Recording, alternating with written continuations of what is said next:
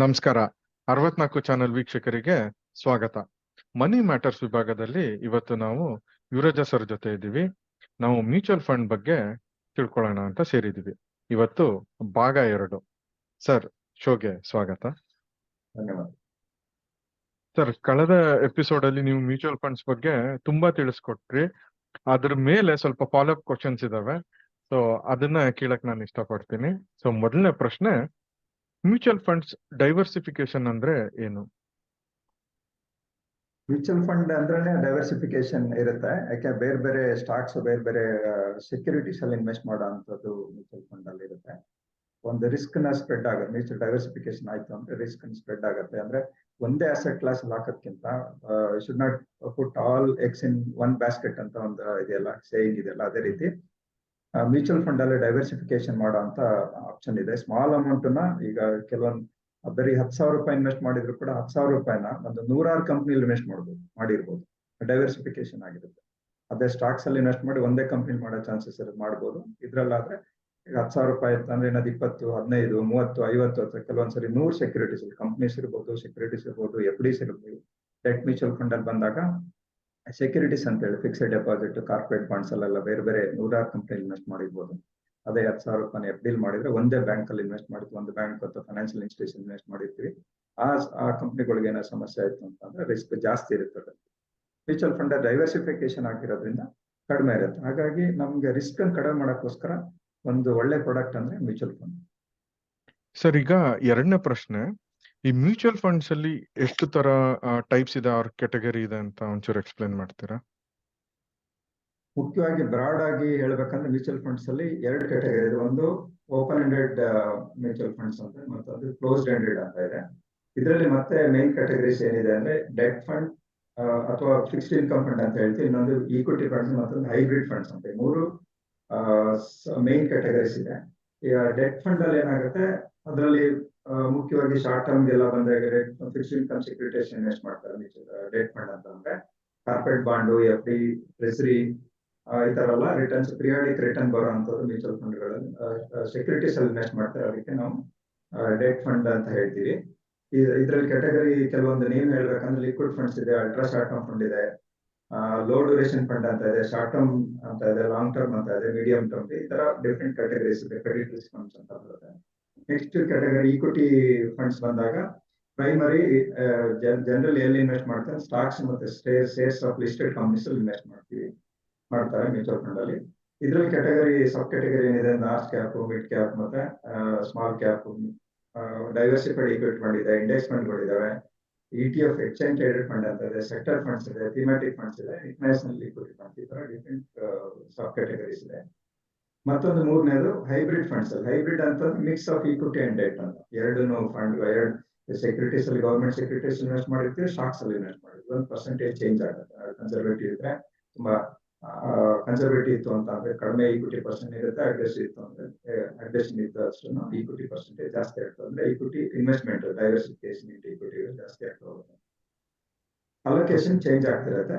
ಇದ್ರಲ್ಲಿ hybrid ಕ್ಯಾಟಗರಿಲಿ examples ಹೇಳ್ಬೇಕಂದ್ರೆ conservative hybrid funds ಅಂತ ಇದೆ, ಬ್ಯಾಲೆನ್ಸ್ ಅಡ್ವಾಂಟೇಜ್ ಫಂಡ್ ಇದೆ, ಅಗ್ರೆಸಿವ್ ಫಂಡ್ಸ್ ಅಂತ ಇದೆ, ಮಲ್ಟಿ ಅಸೆಟ್ ಫಂಡ್ಸ್ ಅಂತ, ಮಲ್ಟಿ ಅಸೆಟ್ ಅಂತ ಮತ್ತೆ ಹೇಳಿದಾಗ ಗೋಲ್ಡ್ ಮತ್ತೆ ಕಮೋಡಿಟೀಸ್ ಎಲ್ಲ ಇನ್ವೆಸ್ಟ್ ಮಾಡ್ತೀವಿ. ಮೂರನೇ ಕ್ಯಾಟಗರಿ ಮುಖ್ಯವಾಗಿ 3 ಕ್ಯಾಟಗರಿ. ಒಂದು ಎರಡು open ended and closed ended ಅಂತ 2. ಅದರಲ್ಲಿ ಮತ್ತೆ ಸಬ್ ಕ್ಯಾಟಗರಿ ಬಂದು ಮೇನ್ ಕ್ಯಾಟಗರಿ ಬಂದು ಡೆಟ್, ಈಕ್ವಿಟಿ ಮತ್ತೆ ಹೈಬ್ರಿಡ್ ಫಂಡ್ಸ್ ಮತ್ತೆ ಸಬ್ ಕ್ಯಾಟಗರೀಸ್ ಎಲ್ಲ ಹೇಳ್ತೀವಿ. ಈ ಅಲ್ಪಾವಧಿ ಮತ್ತೆ ದೀರ್ಘಾವಧಿ ಇನ್ವೆಸ್ಟ್ಮೆಂಟ್ಗೆ ಮ್ಯೂಚುವಲ್ ಫಂಡ್ಸ್ ನ ಹೇಗೆ ಸೆಲೆಕ್ಟ್ ಮಾಡೋದು ಸರ್? ನಾನು ಮೊದಲೇ ಹೇಳಿದಾಗ ಕೆಲವೊಂದು ಕ್ಯಾಟಗರೀಸ್ ಆಫ್ ಮ್ಯೂಚುವಲ್ ಫಂಡ್ಸ್ ಇದೆ. 2 ಕೂಡ, ನೀವು ಶಾರ್ಟ್ ಟರ್ಮ್ ಇದೆ, ಲಾಂಗ್ ಟರ್ಮ್ ಇದೆ, ಮೀಡಿಯಂ ಟರ್ಮ್ ಎಲ್ಲ, ನೀವು ಏನ್ ಟೈಮ್ ಹೊರೈಸನ್ ಬೇಕು, ಇವನ್ 1 ಮಂತ್ ಇದೆ, 3 years ಇದೆ, 1 year ಇದೆ, 10 years ಇದೆ. ಮ್ಯೂಚುವಲ್ ಫಂಡ್ಸ್ ಅಂದ್ರೆ ಇನ್ವೆಸ್ಟ್ ಮಾಡ್ಬೇಕೆಲ್ಲ ಟೈಮ್ ಹೊರೈಸನ್ ತಕ್ಕನಾಗಿ ನಾವು ಮಾಡ್ಬೇಕಾಗತ್ತೆ. ಶಾರ್ಟ್ ಟರ್ಮ್ ಅಂದ್ರೆ ಜನರಲಿ ಲೆಸ್ ದೆನ್ 3 years ತನಕ ಇದ್ರೆ ಶಾರ್ಟ್ ಟರ್ಮ್ ಅಂತ ಹೇಳ್ತೀವಿ, ಟೈಮ್ ಹೊರೈಸನ್ ಇದ್ರೆ. ಮೀಡಿಯಂ ಟರ್ಮ್ 3 ಇಂದ 7 ವರ್ಷಕ್ಕಿಂತ ಅಂತ, 7 ವರ್ಷಕ್ಕಿಂತ ನಂತರ ಲಾಂಗ್ ಟರ್ಮ್ ಅಂತ ಹೇಳ್ತೀವಿ. ಈ ಜನರಲ್ ಏನಾಗುತ್ತೆ, 3 ಶಾರ್ಟ್ ಟರ್ಮ್ ಅಂತ ಬಂದಾಗ ಕೆಲವು ಲಿಕ್ವಿಡ್ ಫಂಡ್ ಇದೆ, ಡೆಟ್ ಮ್ಯೂಚುವಲ್ ಫಂಡ್ಸ್ ಇದೆ, ಕನ್ಸರ್ವೇಟಿವ್ ತರ ಫಂಡ್ಗಳಲ್ಲಿ ನಾವು ಸೆಲೆಕ್ಟ್ ಮಾಡ್ಕೋಬಹುದು. 3 ಇಂದ 5 ವರ್ಷ ಇದ್ದಾಗ ಬ್ಯಾಲೆನ್ಸ್ ಅಡ್ವಾಂಟೇಜ್ ಅಂತ ಹೇಳ್ತೀವಿ. ಬ್ಯಾಲೆನ್ಸ್ ಅಡ್ವಾಂಟೇಜ್ ಅಂದ್ರೆ ಕೆಲವೊಂದು ಹೈಬ್ರಿಡ್ ಫಂಡ್ಸ್ಗಳು ಇದೆ, ಲಾರ್ಜ್ ಕ್ಯಾಪ್ ಫಂಡ್ಗಳು. ಎಲ್ಲಿ ರಿಸ್ಕ್ ಕಡಿಮೆ ಇರುತ್ತೆ ಆ ತರದಲ್ಲಿ ಡೈವರ್ಸಿಫೈಡ್ ಮ್ಯೂಚುವಲ್ ಫಂಡ್ ಅಲ್ಲಿ ಇನ್ವೆಸ್ಟ್ ಮಾಡಕ್ಕೆ ಅದನ್ನ ಸೆಲೆಕ್ಟ್ ಮಾಡ್ಕೋಬಹುದು. ಒಂದು ಲಾಂಗ್ ಟರ್ಮ್ ಬಂದಾಗ ಅವಾಗ ನೀವು ಕೆಲವೊಂದೆಲ್ಲ ಹೈ ರಿಸ್ಕ್ ಫಂಡ್ಸ್ಗಳಿದೆ, ಹೈ ರಿಸ್ಕ್ ಕ್ಯಾಟಗರಿ ಫಂಡ್ಸ್ ಅಂತ ಮಿಡ್ ಕ್ಯಾಪ್ ಇರ್ಬೋದು, ಸ್ಮಾಲ್ ಕ್ಯಾಪ್ ಇರ್ಬೋದು, ಸೆಕ್ಟರ್ ಸ್ಪೆಸಿಫಿಕ್ ಇರ್ಬೋದು, ಈ ತರ ಕೆಲವೊಂದು ಥೀಮ್ಯಾಟಿಕ್ ಎಲ್ಲ ಇದೆ. ಈ ತರ ಫಂಡ್ಗಳಿಗೆ ನಾವು ಇನ್ವೆಸ್ಟ್ಮೆಂಟ್ ಮಾಡಕ್ಕೆ ಲಾಂಗ್ ಟರ್ಮ್ ಅಲ್ಲಿ ಈ ತರ ಸೆಲೆಕ್ಷನ್ ಮಾಡಬೇಕಾಗುತ್ತೆ. ಇದೆಲ್ಲ selection everything is based on ನಮ್ಮ ರಿಸ್ಕ್ ಪ್ರೊಫೈಲ್ ಹೇಗಿದೆ, ನಮ್ಮ ಗೋಲ್ ಏನಿದೆ, ಏನಕ್ಕೆ ಮಾಡಬೇಕು, ಉದ್ದೇಶ ಏನು, ಸಂಬಂಧಪಟ್ಟಾಗಿ ನಾವು ಈ ಯಾವ ತರ ಫಂಡ್ ಸೆಲೆಕ್ಟ್ ಮಾಡಬೇಕು ಅನ್ನೋದನ್ನ ನಾವು ತಿಳ್ಕೊಬೇಕಾಗತ್ತೆ. ಅದನ್ನ ಮೊದಲೇ ಹೇಳಿದಾಗ ಫೈನಾನ್ಷಿಯಲ್ ಅಡ್ವೈಸರ್ಸ್ ಮುಖಾಂತರ ಮಾಡ್ಬೋದು. ನಿಮಗೆ ಅದ್ರ ಬಗ್ಗೆ ಜ್ಞಾನ ಇತ್ತು ಅಂತ ವೀಕ್ಷಕರ ನಾವು ಇಂಡಿವಿಜುವಲ್ ನಾವು ಮಾಡ್ಬೋದು. Okay. ಈಗ ಯಾವ ರೀತಿಯ ಮ್ಯೂಚುವಲ್ ಫಂಡ್ಸ್ ಮಾರ್ಕೆಟ್ ಅಲ್ಲಿ ಇದಾವೆ ಸರ್? ನಾವು ಮ್ಯೂಚುವಲ್ ಫಂಡ್ ಮಾರ್ಕೆಟ್ ಬಗ್ಗೆ ಕೆಲವೊಂದು ಹೇಳ್ತೀನಿ, ಇಲ್ಲಿವರೆಗೆ ಯಾವ ರೀತಿ ಪೆನೆಟ್ರೇಷನ್ ಇದೆ ಅಂತ ಹೇಳಿ. Total over all mutual fund ಅಲ್ಲಿ ಹೇಗಿದೆ ಅಂದ್ರೆ ಸುಮಾರು 46 ಲಕ್ಷ ಕೋಟಿ AUM ಅಸೆಟ್ಸ್ ಅಂಡ್ ಮ್ಯಾನೇಜ್ಮೆಂಟ್ ಅಂತ ಹೇಳ್ತೀವಿ, ಇಷ್ಟು ಮ್ಯೂಚುವಲ್ ಫಂಡ್ಸ್ ಇದೆ. ಅದೇ ಅಸೆಟ್ಸ್ ಇರೋದು ಬ್ಯಾಂಕ್ ಅಲ್ಲಿ ಜನರಲ್ ಏನಾಗುತ್ತೆ 188 ಲ್ಯಾಕ್ಸ್ ಅಂತ ಹೇಳ್ತೀವಿ, 188 ಲಕ್ಷ ಕೋಟಿ ಅಷ್ಟು ಬ್ಯಾಂಕ್ ಡೆಪಾಸಿಟ್ ಇದೆ. ಬಟ್ ಮ್ಯೂಚುವಲ್ ಫಂಡ್ ಅಲ್ಲಿ ಇರೋದು ಎಲ್ಲಾ ಸೇರಿ ಮ್ಯೂಚುವಲ್ ಫಂಡ್ ಇರೋದು ಡೆಟ್ ಇರ್ಬೋದು, ಈಕ್ವಿಟಿ ಎಲ್ಲಾ ಫಂಡ್ಸ್ ಟುಗೆದರ್ ಇರೋದು 46,000 ಕೋಟಿ ಮಾತ್ರ ಇದೆ. ಜೊತೆಗೆ 15 ಕ್ರೋರ್ ಫೋಲಿಯೋಗಳಿದೆ. 15 ಕೋಟಿ ಅಂದ್ರೆ ಇನ್ವೆಸ್ಟ್ಮೆಂಟ್ ಮಾಡಿರೋದು ಜನಗಳು ಇನ್ವೆಸ್ಟ್ 3,03.6 ಕ್ರೋರ್ ಅಷ್ಟನ್ನೇ ಇನ್ವೆಸ್ಟ್ಮೆಂಟ್ ಮಾಡಿರೋದು.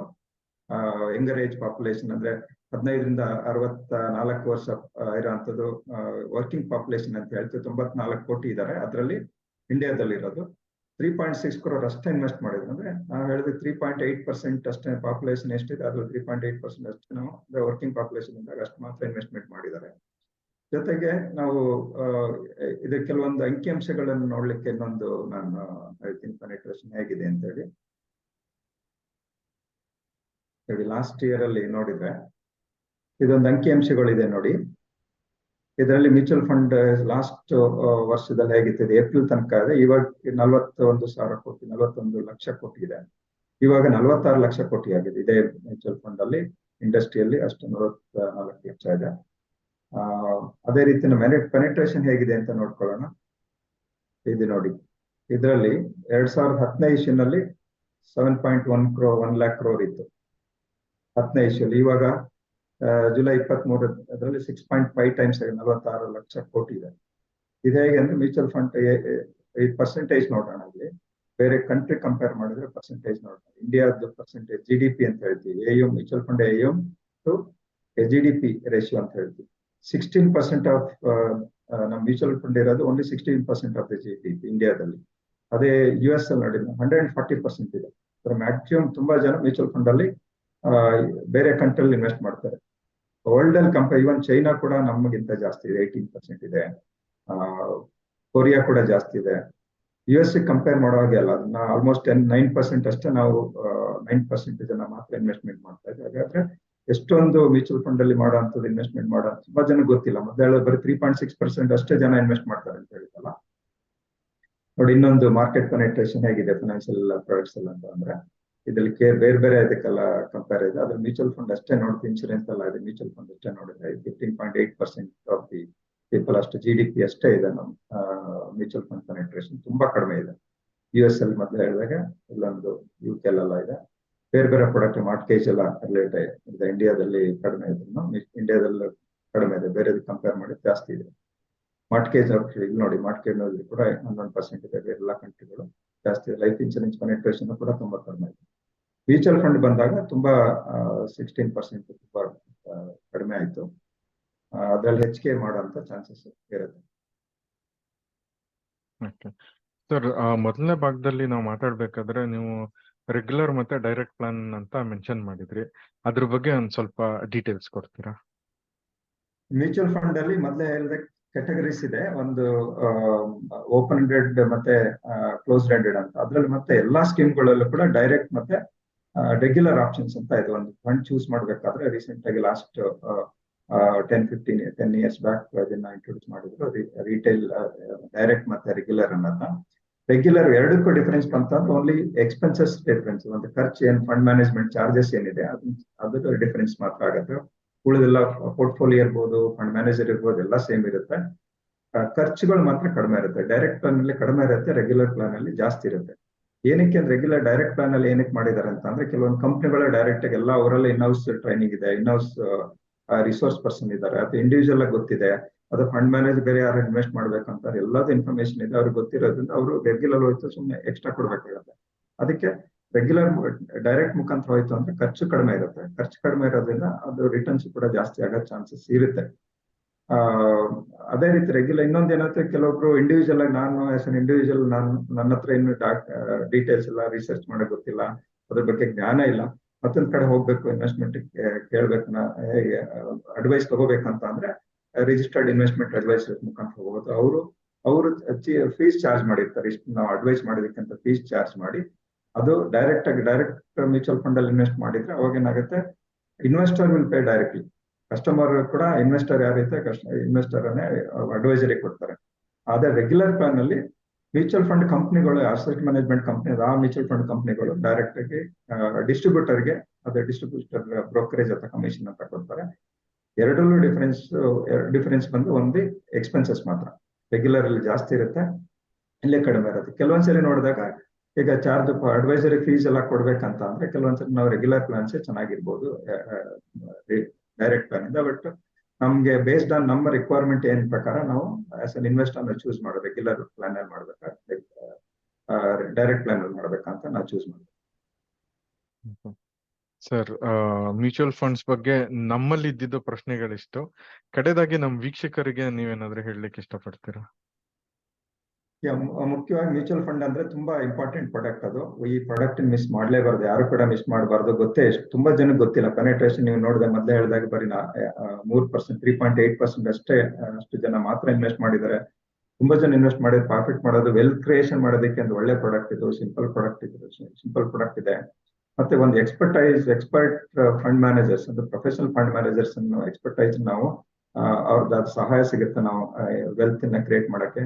ಜೊತೆಗೆ ನಮ್ಮ ಡಿಸ್ಟ್ರಿಬ್ಯೂಟರ್ ಅಥವಾ ಫೈನಾನ್ಷಿಯಲ್ ಅಡ್ವೈಸರ್ ಮುಖಾಂತರ, ಕೋಚ್ ಮುಖಾಂತರ ಇನ್ವೆಸ್ಟ್ ಮಾಡ್ತು ಅಂತ ನಮ್ಮ ಗೋಲ್ ಏನಿದೆ, ಶಾರ್ಟ್ ಟರ್ಮ್ ಇರ್ಬೋದು, ಲಾಂಗ್ ಟರ್ಮ್ ಇರ್ಬೋದು, ಅದನ್ನ ಅಚೀವ್ ಮಾಡೋದಕ್ಕೆ ಈ ಮ್ಯೂಚುವಲ್ ಫಂಡ್ ಕಡೆಯಿಂದ ಹೆಲ್ಪ್ ಮಾಡಕ್ಕೆ ಮ್ಯೂಚುವಲ್ ಕಡೆಯಿಂದ ಮಾಡಬಹುದು. ಇಂಡಸ್ಟ್ರಿ ತುಂಬಾ ನೇಸೆಂಟ್ ಸ್ಟೇಜ್ ಇನ್ನೂ ಗ್ರೋತ್ ಆಗಿಲ್ಲದೆ ಇರೋದ್ರಿಂದ, ಜೊತೆಗೆ ರೆಗ್ಯುಲೇಷನ್ ತುಂಬಾ ಇದೆ. ನಾವು ಅದ್ರಲ್ಲಿ ಜನರಲ್ ಏನಾಗುತ್ತೆ, ಮಾರ್ಕೆಟ್ ಫ್ಲಕ್ಚುಯೇಷನ್ ಬಿಟ್ಟು ಬೇರೆ ರೀತಿಯಲ್ಲಿ ಕಳ್ಕೊಳ್ಳೋ ಚಾನ್ಸಸ್ ತುಂಬಾ ಕಡಿಮೆ ಮ್ಯೂಚುವಲ್ ಫಂಡ್ ಅಲ್ಲಿ ಇನ್ವೆಸ್ಟ್ ಮಾಡಿದ್ರೆ. ಜೊತೆಗೆ ಲಾಂಗ್ ಟರ್ಮ್ ಇದ್ದಷ್ಟು, ಈಗ ಶಾರ್ಟ್ ಟರ್ಮ್ ಗಿಂತ ಲಾಂಗ್ ಟರ್ಮ್ ಎಷ್ಟು ಇರ್ತೀವೋ, 5 ವರ್ಷ, 10 ವರ್ಷ, 20 ವರ್ಷ, 25 ವರ್ಷ ಕಾಂಪೌಂಡಿಂಗ್ ಎಫೆಕ್ಟ್ ಚೆನ್ನಾಗಿರುತ್ತೆ.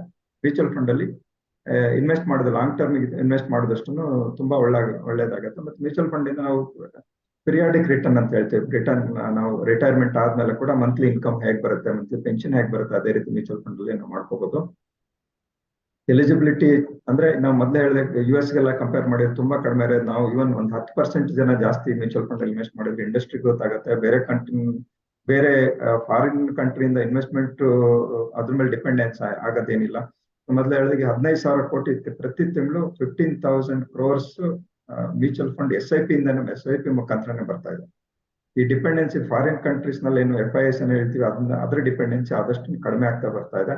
ನಾವು ಎಷ್ಟು ಇನ್ವೆಸ್ಟ್ ಮಾಡಿದಷ್ಟು ಈ ಬೇರೆ ಕಂಟ್ರಿ ಅವರು ಬಂದು ನಮ್ಮ ಹತ್ರ ಇಲ್ಲಿ ನಮ್ಮಲ್ಲಿ ಇನ್ವೆಸ್ಟ್ ಮಾಡಿ ಪ್ರಾಫಿಟ್ ತಗೊಳ್ಳೋಕ್ಕಿಂತ ನಮ್ಮಲ್ಲೇ ನಾವು ಇನ್ವೆಸ್ಟ್ ಮಾಡಿದ್ರೆ, ಪ್ರೊಫೆಷನಲ್ ಫಂಡ್ ಮ್ಯಾನೇಜ್ಮೆಂಟ್ ಇದೆ, ಒಳ್ಳೊಳ್ಳೆ ಕಂಪ್ನಿ ಇದೆ, next 10-20 years belonging to India ಇದ್ದಾಗ ನಾವು ಆದಷ್ಟು ಮ್ಯೂಚುವಲ್ ಫಂಡ್ ಅಲ್ಲಿ ಜಾಸ್ತಿ ಇನ್ವೆಸ್ಟ್ ಮಾಡಿದಷ್ಟು ನಮ್ಗೆ ಫೈನಾನ್ಷಿಯಲ್ ಫ್ರೀಡಮ್ ಅಚೀವ್ ಮಾಡೋದಕ್ಕೆ ಸಹಾಯ ಆಗುತ್ತೆ. Thank you sir. ವೀಕ್ಷಕರೇ, ಹೋಪ್ಫುಲಿ ನಿಮ್ಗೆ ಮ್ಯೂಚುವಲ್ ಫಂಡ್ಸ್ ಬಗ್ಗೆ ಅವೇರ್ನೆಸ್ ಬಂದಿದೆ ಅಂತ ಅನ್ಕೋತೀವಿ. ಹಾಗೂ ನಮ್ಮ ಈ 2 ಎಪಿಸೋಡ್ಗಳು ನಿಮ್ಗೆ ಮ್ಯೂಚುವಲ್ ಫಂಡ್ ಅಲ್ಲಿ ಇನ್ವೆಸ್ಟ್ ಮಾಡೋದಕ್ಕೆ ಒಂಚೂರು ಪ್ರೋತ್ಸಾಹ ಕೊಡುತ್ತೆ ಅಂತ ನಂಬಿದೀವಿ. ಸರ್, ನಿಮ್ಮ ಅಮೂಲ್ಯವಾದ ಸಮಯನ ನಮ್ಮ ವೀಕ್ಷಕರಿಗೆ ಕೊಟ್ಟಿದ್ದಕ್ಕೆ ಧನ್ಯವಾದಗಳು ಸರ್. ಧನ್ಯವಾದಗಳು ಚಂದ್ರ.